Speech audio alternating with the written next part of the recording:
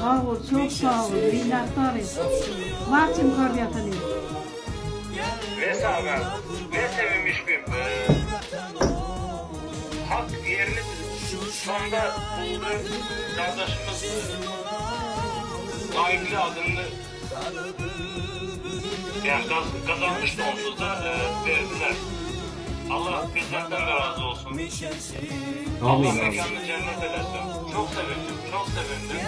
Çünkü hak adalet yerini buldu.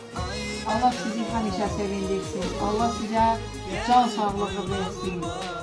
Birinci adı siz pəncəliyə verdiniz. Allah sizə razı olsun. Allah nə arzun varsa Allah sənin arzularını yerinə yetirsin inşallah. Allah sənin üzünü ağ eləsin. Nə çətin günlərin var arkada qalsın.